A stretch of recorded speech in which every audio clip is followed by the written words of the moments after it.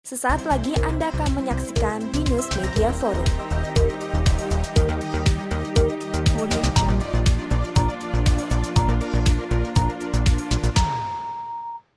Selain untuk mencari informasi, media televisi adalah sumber hiburan yang sangat berharga bagi masyarakat kita.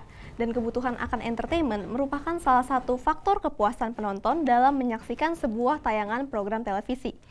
Salah satu program entertainment, KISS di Indosiar, adalah sebuah program entertainment yang menyajikan berbagai peristiwa dari para artis dan public figure yang ada di Indonesia. Oleh karena itu, Binus Media Forum akan membahasnya dalam episode hari ini mengenai perkembangan program entertainment KISS di Indosiar.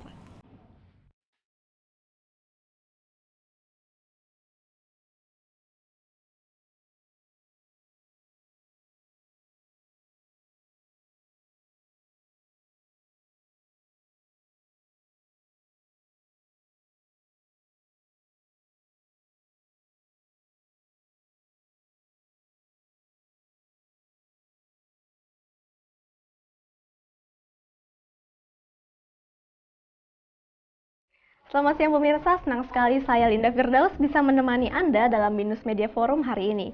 Dan bersama kita sudah hadir seorang narasumber, yakni Bapak Dudi Hartanto yang sudah hadir. Hartono, oke, maaf, Bapak Dudi Hartono yang saat ini sudah hadir di studio Binus TV. Halo Pak, apa kabar?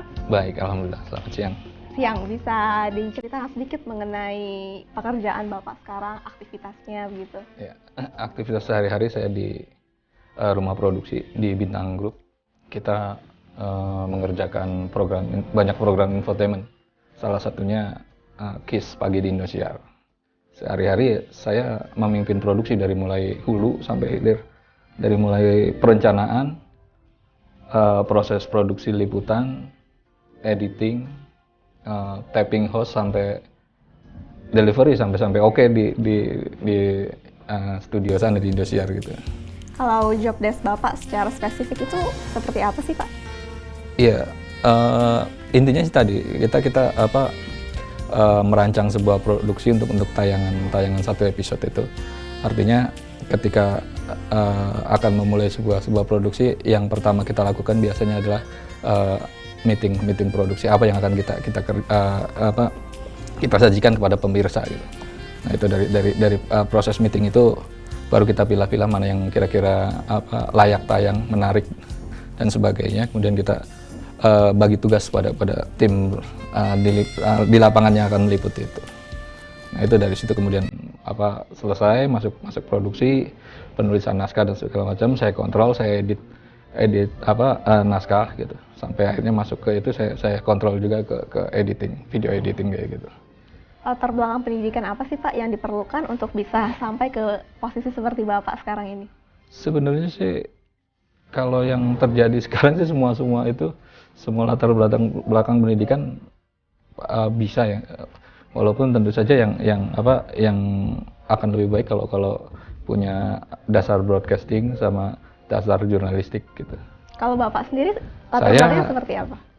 Justru dari manajemen informatika. Oh gitu. Iya. Terus kok bisa tiba-tiba terjun ke dunia broadcasting? Awalnya saya justru dicetak. Gitu. Saya aktif di jurnalistik mulai dari sekolah dulu SMA gitu. Saya bikin dari mulai majalah dinding, kemudian bikin majalah sekolah. Kemudian baru setelah pas kuliah sempat di media harian gitu sebelum akhirnya memasuki ke media yang lebih banyak di dunia entertainnya gitu. Waktu itu lagi menjamurnya portal internet tahun 2000-an tuh ada, kalau inget mah ada astaga.com, ada relax.com, cafegaul.com kayak gitu-gitu. Waktu itu saya di salah satu itu di relax.com itu saya jabatan title resminya sih content developer tuh.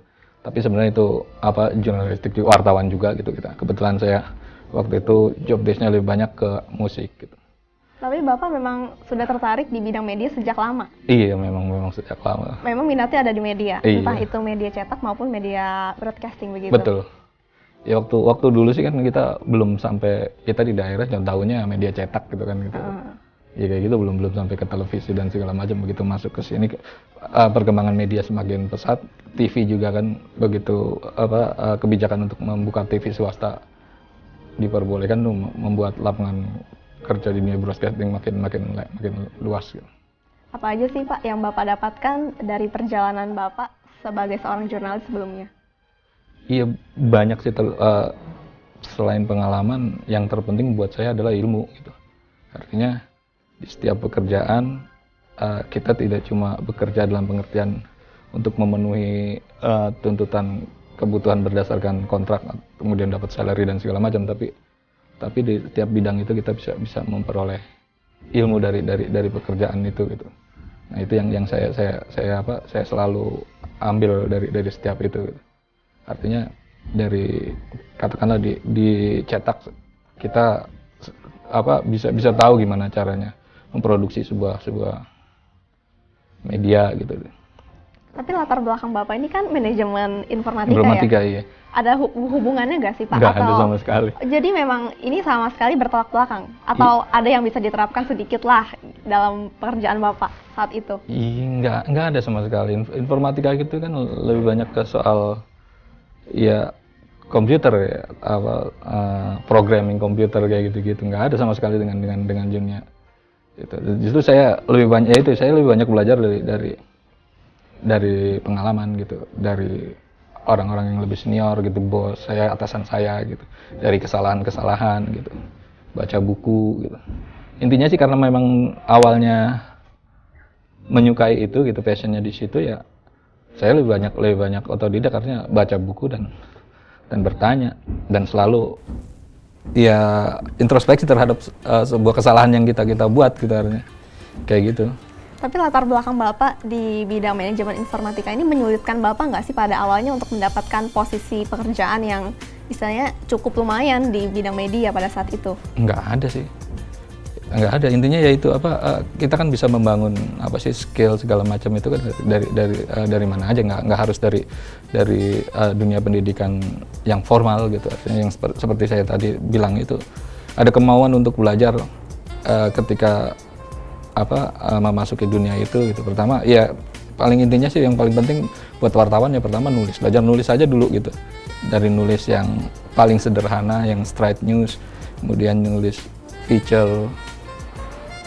Dari situ akan kelihatan gitu kan bakat kita seperti apa, skill kita seperti apa gitu. Dari kita menulis kan orang bisa melihat ini orang bisa merekonstruksi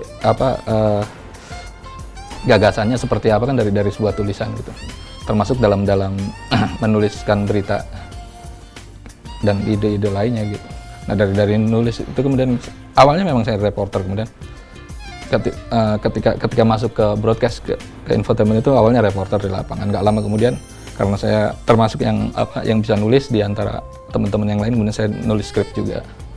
Dari nulis skrip kemudian ya saya nggak berhenti nulis, kemudian selesai pulang gitu, saya antar sampai ke video editor, nongkrongin gitu gimana sih cara ngedit gitu. Saya nggak teknis ngedit, saya nggak terlalu nggak nguasain gitu artinya, tapi kita tahu teori-teorinya bagaimana, kapan itu gambar harus close up, kapan harus medium kayak gitu saya pelajari dari situ, dari teman ngobrol-ngobrol kayak gitu.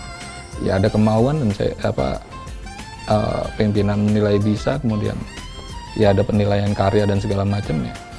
Dan semua orang pasti bisa gitu, asal ada kemauan, rajin, dan yang mau belajar. Intinya sih itu ya, kita kalau punya pendidikan formal dari broadcasting kemudian ya nggak mau belajar gitu, kerja sesuai ya kuota kerjaan, selesai ya udah selesai, cuma dapat salary ya, kalau udah puas di situ ya udah puas di situ gitu. Kalau kita mau maju kan nggak kayak gitu. Kita bisa banyak belajar dari semua tempat yang kita pijak gitu. Lalu sebelum Bapak terjun ke dunia broadcasting, kan Bapak sempat menjadi content developer dan juga managing editor ya Pak ya? Iya, itu sebenarnya perbedaannya apa sih dari kedua pekerjaan itu? Sebenarnya sih kalau produser pelaksana lebih kompleks lagi dari itu gitu, karena ini jabatan produser pelaksana kan sebenarnya kan kalau ngerujuk ke istilah broadcast di luar juga agak bingung saya juga. Tapi di infotainment terutama ya cuma ada di infotainment kalau produser pelaksana itu gitu. Karena dia tidak hanya mengurusi produksi dalam pengertian broadcast, syuting dan segala macam, tapi juga ngurusin konten berita itu gitu. Jadi lebih dari sekedar managing editor yang di media cetak atau print media atau itu. Saya harus juga bisa nulis gitu, menguasai lapangan, artinya punya link di lapangan dengan narasumber, terus peka terhadap perkembangan berita di lapangan gitu. Itu dari sisi konten ya, dari sisi beritanya. Kalau dari sisi broadcastnya kan kita juga harus paling nggak ngerti gitu proses produksi gitu, ngerti gimana syuting, taping umpamanya, atau VO, voice over segala macam, bungkusnya sampai selesai kan gitu. Oke Pak, sebenarnya saya tertarik alasan mengenai kenapa Bapak bisa tiba-tiba terjun ke dunia broadcasting dari jurnalistik. Tapi jangan dijawab dulu Pak, kita harus jeda dulu sejenak, tetaplah bersama kami di Binus Media Forum.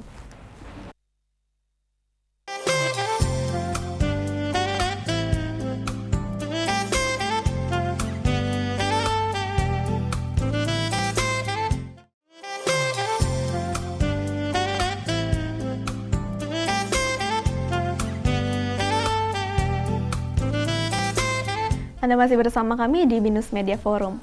Nah, tadi ada pertanyaan yang belum dijawab dari segmen sebelumnya, Pak. Kenapa sih tertarik untuk banting setir dari dunia jurnalistik ke broadcasting? Iya, ngalir gitu aja sih sebenarnya, nggak sesuatu yang direncanakan gitu. Ketika waktu itu selesai tabloid rock terakhir itu, sebelum ke itu tutup gitu. Kemudian ada yang nawarin, ayo ke broadcasting TV gitu. Ayolah coba lagi kebetulan gitu. Dan kebetulan memang akhirnya ya itu sesuatu yang baru juga kan gitu.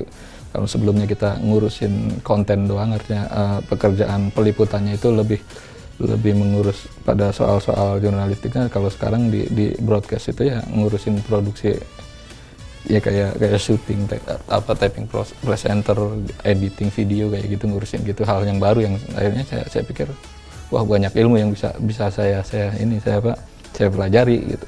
Saat itu langsung dapat posisi sebagai produser pelaksana atau mulai dari bawah Pak? Enggak, saya mulainya di double itu, waktu itu langsung dari penulis naskah skrip sama liputan, tapi nggak lama juga, nggak nyampe 6 bulan kemudian saya untuk jadi produser pelaksana gitu kan. Dicoba, kemudian iya waktu itu sempat ada hampir 3 program bersamaan itu. Waktu itu kebetulan ya lagi STM-nya lagi kosong dan saya bisa gitu. Ya udah saya coba itu. Kemudian dari situ ada yang nawarin lagi pindah gitu, coba di tempat lain, ya coba lagi. Saya pindah terus, hampir semua tayangan infotainment yang ya besar lah katakanlah, dengan rumah produksi yang besar saya pernah di situ.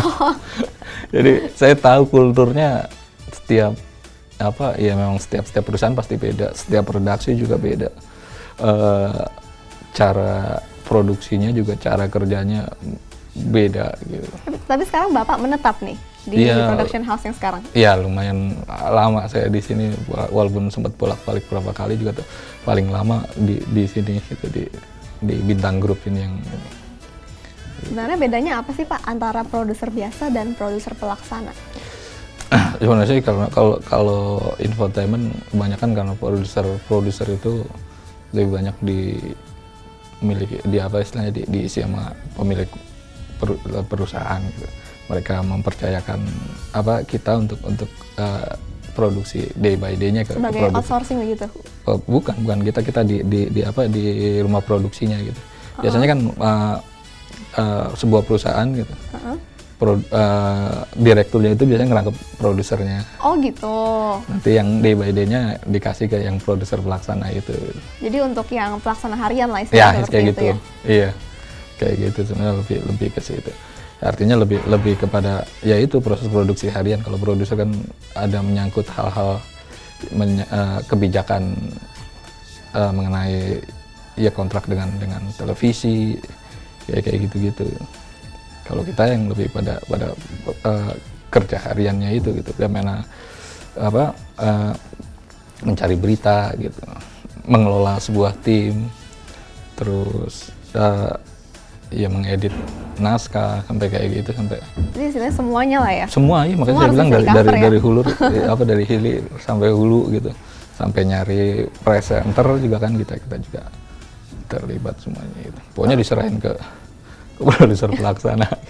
Lalu pengalaman Bapak di dunia broadcasting tuh udah di mana aja sih sebelum di Bintang Group ya yang sekarang ini ya? Iya. Banyak awalnya saya justru di Sandika Widya Cinema itu yang produksi Kabar-Kabari, Intips segala macam. Sekarang yang masih ada mungkin Kabar-Kabari.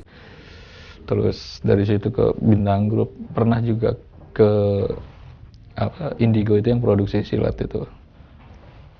Tapi saya nggak karyawan tetap di situ. Terus ada beberapa rumah produksi kecil lainnya yang kita coba bangun dari awal gitu. Ya banyak lah pokoknya. Ya, makanya saya bilang tadi hampir semua itu saya udah pernah.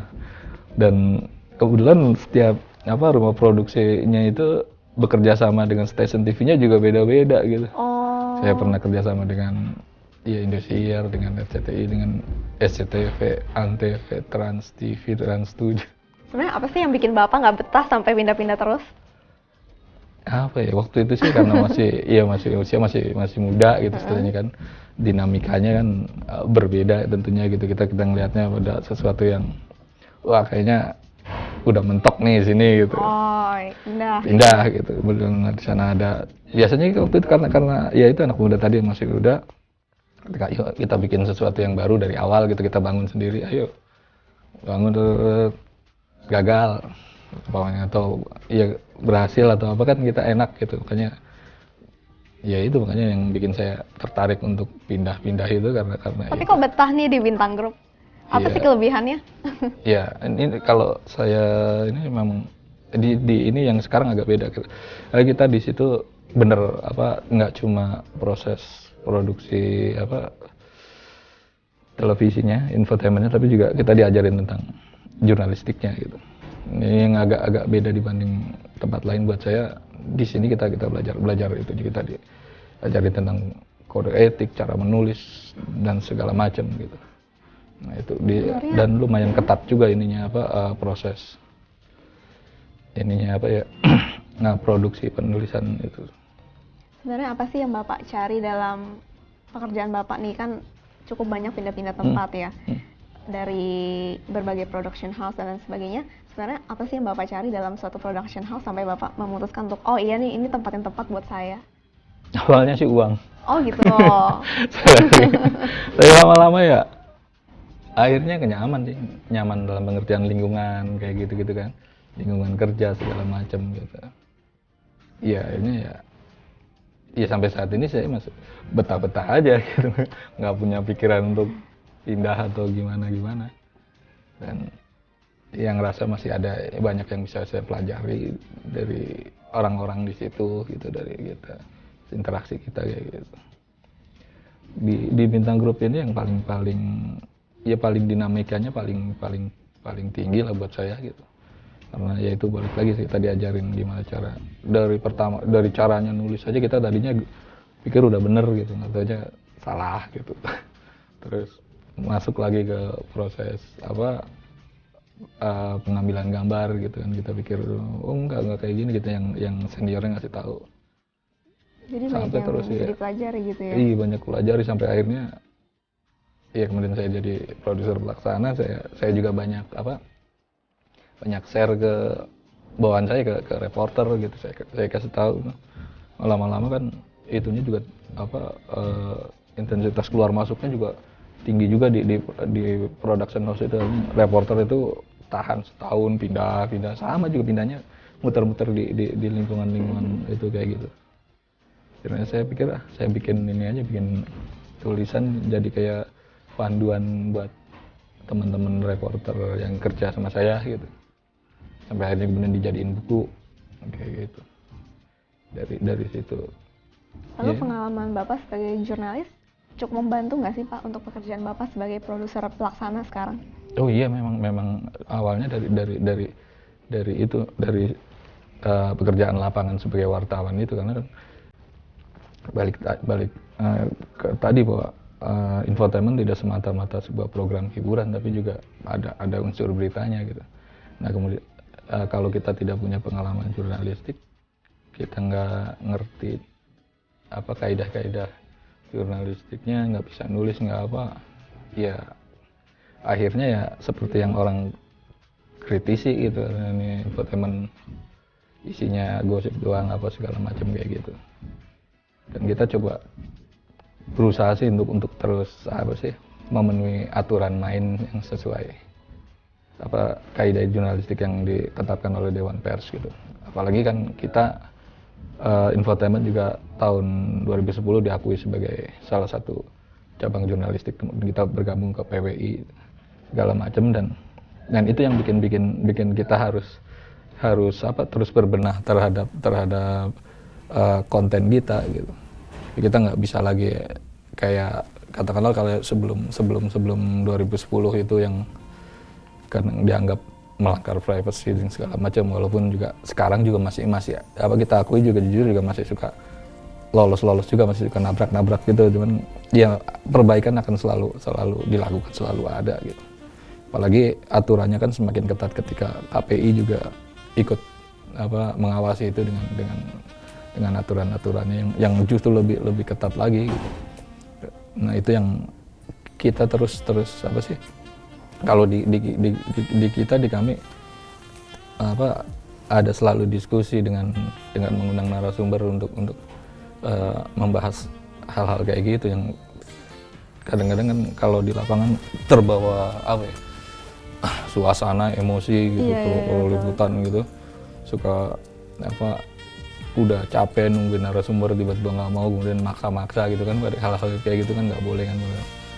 Cuman ya itu makanya kita terus ingatkan gitu, termasuk pada level saya juga memang harus tetap juga diingatkan untuk hal-hal kayak gitu, untuk tidak itu kayak liputan konflik keluarga namanya gitu kan. Biasanya kan kita selalu nunggu sampai itu masuk ke ruang publik, itu artinya ketika ada konflik keluarga gitu, ketika dia udah masuk mendaftarkan ke pengadilan gitu dan proses cerai itu kan udah ya itu kita biasanya udah masuk situ baru ke situ, atau ke polisi, laporan polisi gitu. Lalu ngomong-ngomong soal program KIS nih, khususnya KIS Pagi ya yang Bapak laksanakan, itu sebenarnya jelasin sedikit deh Pak mengenai program KIS itu seperti apa dan apa sih yang ngebedain program KIS Pagi ini dari program entertainment lainnya? Ya KIS Pagi itu apa sebuah program infotainment yang ya menjadikan berita-berita hiburan dari kalangan artis itu sendiri gitu. Sebenarnya kalau kita sih lebih pada menyasarnya pertama dari sisi target audiensnya gitu, disesuaikan dengan target audiens dari stasiun TV-nya gitu, yang main di kelas B, C, D gitu, kayak gitu. Terus kalau ya itu kalau KIS Pagi sih ya kita coba lebih apa ya, lebih fun aja sih untuk bikin beritanya nggak terlalu yang apa ya, yang bombastis dan seperti itu gitu. Walaupun untuk berita kasus itu dramatisasi tetap kita nggak bisa tinggalkan gitu tetap.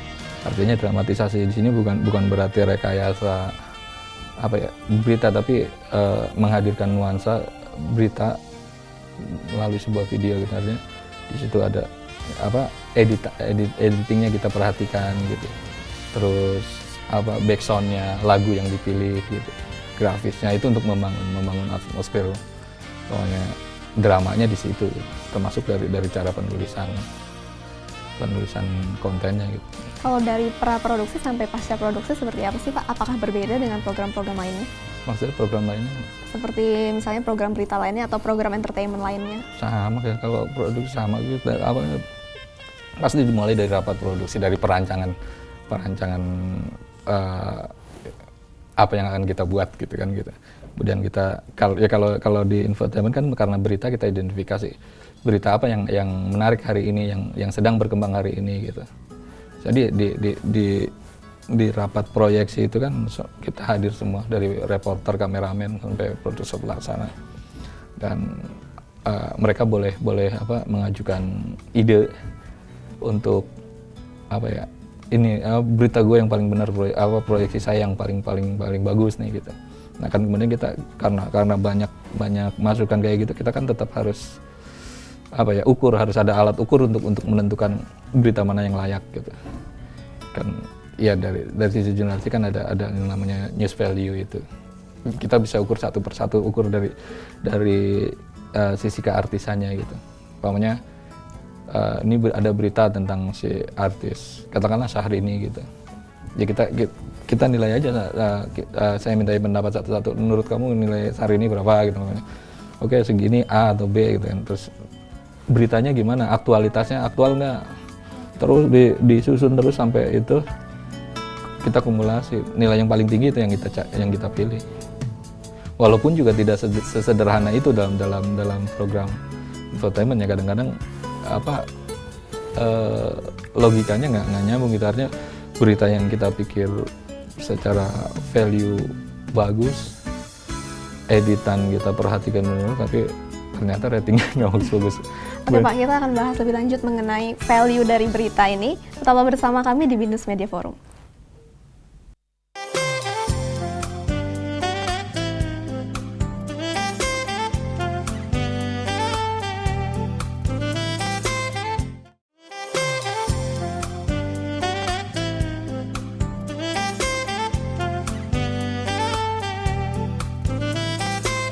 Anda masih bersama kami di BINUS Media Forum. Nah Pak, sebenarnya apa sih yang menjadi kriteria untuk berita entertainment, khususnya yang dianggap memiliki nilai berita atau news value seperti yang dibahas di segmen sebelumnya tadi? Ya pertama sih, ya itu tadi kita ada beberapa poin. Yang pertama mungkin aktualitas. Seberapa aktual berita itu gitu kan gitu. Kalau berita itu nggak aktual, magnitudenya buat masyarakat gitu, gede nggak sih gitu. Terus artisnya siapa gitu, ya kan? Artisnya, ya kan kita tahu lah artis yang populer dan enggak gitu. Poinnya kita bisa nilai sendiri berapa, kayak gitu. Unik enggak gitu kan? Kalau itu ketiga kriteria itu nggak terpenuhi, unik enggak gitu? Atau pertama kali enggak gitu? Iya kayak gitu, ada sekitar 10 poinnya kalau nggak salah gitu. Saya lupa satu persatu. Lalu sebenarnya apa sih Pak yang bikin entertainment ini menjadi cabang di ilmu di bagian jurnalistik, padahal sebenarnya kalau kita pikir-pikir topik bahasannya agak sedikit berbeda, dimana kalau jurnalistik mungkin lebih mengangkat topik yang lebih serius, sedangkan entertainment ini kan sangat hiburan. Iya kan, kalau ngelihat sejarahnya sih kan dulu di setiap print media cetak kayak koran itu pasti ada rubrik hiburan. Itu nggak bisa setiap itu ada hiburan mungkin. Kemudian dari ternyata rubrik hiburan itu menjadi rubrik yang digemari gitu oleh pembaca gitu. Lebih banyak dibaca lah, dan mungkin dibaca duluan gitu, karena saking ringannya dibaca duluan sebelum dia masuk ke berita-berita serius gitu. Nah itu yang akhirnya ditangkap peluangnya sama senior kami yang pertama kali membuat program infotainment ini gitu. Dan dibuatlah program infotainment itu yang awal-awal itu kayak kabar-kabar recheck and recheck gitu. Awalnya dari situ gitu. Kemudian berkembang masuk peluang bisnis semakin besar yang bikin semua orang tertarik untuk bikin produksi itu tidak hanya orang-orang yang punya latar belakang jurnalistik, semua pengusaha, pedagang, karena menggiurkan mungkin kan gitu. Akhirnya bikin, dan ya itu di situ artinya ketika tidak semua orang punya latar belakang jurnalistik yang baik, kayaknya yang bikin dalam tanda petik kegaduhan di infotainment sampai yang akhirnya ya itu yang dianggap beritanya gosip dan segala macam gitu. Infotainment ini kerap diidentikan dengan gosip. Memangnya seperti itu Pak? Atau ada yang membedakan antara infotainment dan gosip? Ya kita harus akui bahwa memang awal kita mainnya tuh, lapangannya tuh memang di urusan dunia hiburan dan para pelakunya gitu. Nah para pelakunya ini kan ya yang kita sorot itu juga ya perilaku dan kegiatannya gitu. Dan ketika udah menyangkut personal, iya itu akhirnya memang kita nggak bisa nafikan, kadang-kadang masuk ke wilayah yang rumors itu gitu. Nah, untuk mensiasati bagaimana itu tidak menjadi rumors gitu kan, seperti yang saya bilang itu tadi ya kita tunggu sampai itu masuk ke wilayah publik gitu. Kadang-kadang kita udah lama tahu nih artis ini udah sebenarnya udah lagi pisah ranjang atau bertengkar gitu.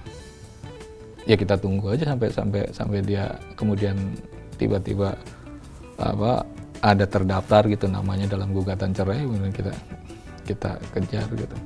Atau ketika itu sudah menjadi fakta media gitu, artinya ketika sudah ramai diberitakan ya kita beritakan bahwa itu udah menjadi bagian dari beritanya yang sudah ada gitu.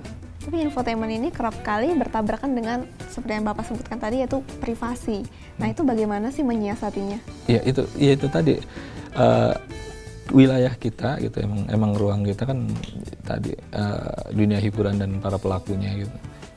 Para pelaku ini ya artis segala macam yang kita kita liput itu ya memang personal gitu pada akhirnya memang. Nah, untuk bagaimana kita sebisa mungkin tidak melanggar itu ya pertama dari kitanya juga harus selalu dididik untuk tahu mana yang koridor yang benar, mana yang sesuai kode etik dan segala macam gitu. Karena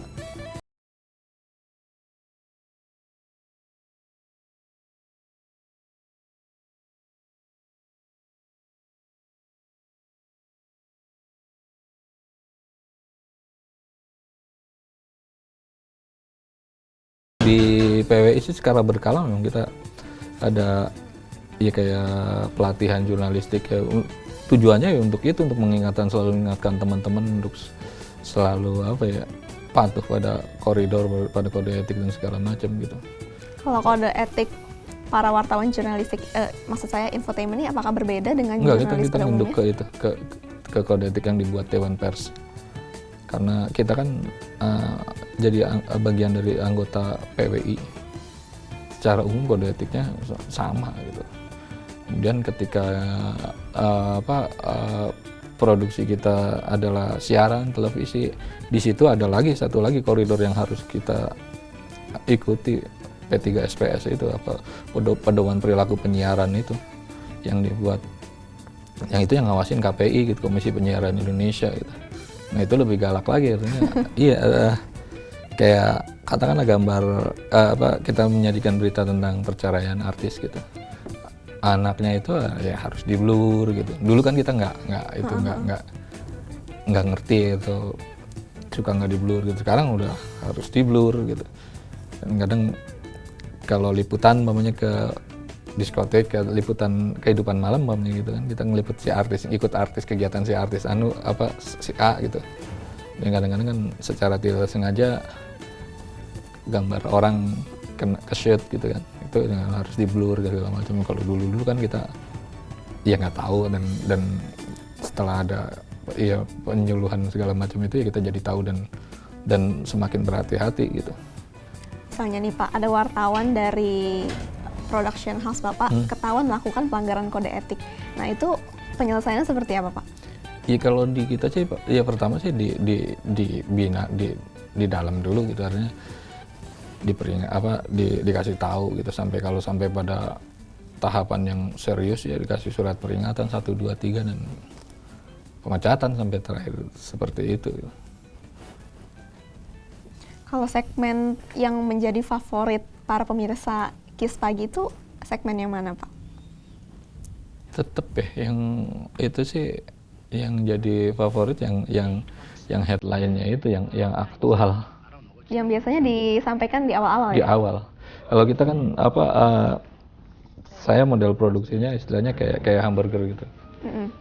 Atas bawah yang paling kuat gitu, yang tengah yang kita nilai nggak terlalu aktual tapi ya lebih berita-berita timeless gitu. Walaupun idealnya sih semuanya harus kuat ya. Cuman kan kita kan tetap ada kriteria mana yang paling dan yang enggak kan gitu ya. Selalu kayak gitu, yang timeless, yang bukan hard news itu taruh di tengah gitu. Ya, Lalu seberapa besar sih Pak peran seorang presenter dalam membawakan sebuah acara infotainment? ya itu kan etalase ya. Depan artinya ketika presenter pertama tampilannya nggak menarik gitu. Terus ya dari intonasi atau make up atau busananya nggak sesuai atau bahkan jutek gitu, ya kan? Terus suaranya cempreng gitu. Ya itu juga akan jadi persoalan gitu. Tapi kadang-kadang ya tergantung ininya sih apa branding yang mau dibikin gitu. Kadang-kadang ada sengaja presenter yang dikonstruksi sebagai perempuan yang ceriwis, perempuan yang nyinyir gitu. Kalau Kids Pagi seperti apa Pak brandingnya? Saya Pak justru nggak mau yang seperti itu, yang ya yang elegan, yang sopan-sopan aja gitu, artinya nggak terlalu itu, karena saya pikir kalau terlalu nyinyir terus seksi gitu, iya kadang-kadang jadi ancaman buat ibu-ibu di rumah gitu. Dalam pengertian kan ya, penonton kita kan ibu-ibu gitu. Oh Kalau iya. art itunya terlalu seksi kan, aduh kadang-kadang Jadi yang biasa-biasa aja lah iya gitu. kan. Bapak-bapak sih seneng gitu, cuman istrinya nggak suka. Ganti aja yang betul, nonton betul, itu. betul, betul. Kayak gitu. Presenter itu etalase dia. Dia awal yang membuka itu, orang begitu ngeliat, mukanya nggak cantik gitu. Nggak ditonton Suaranya gitu ya. udah pindah duluan gitu. Nggak tahu, begitu dia tampil, pertama tampilannya enak, good looking segala macam gitu, kemudian cara membawakannya luas dan ya bisa diterima penonton gitu. Yang kadang-kadang kan memang yang saya bilang tadi ada yang memang dikonstruksi untuk nyinyir gitu kan. Ya ada kan infotainment yang ya gaya ngomongnya ya nyelekit gitu buat orang lain, buat si artisnya sendiri gitu. Jadi Ada peran yang- serta seorang presenter untuk branding memang sangat penting gitu ya Pak. Iya, memang Oke penting. pemirsa, kita harus jeda dulu sejenak. Setelah komersial break berikut ini tetaplah bersama kami di Binus Media Forum.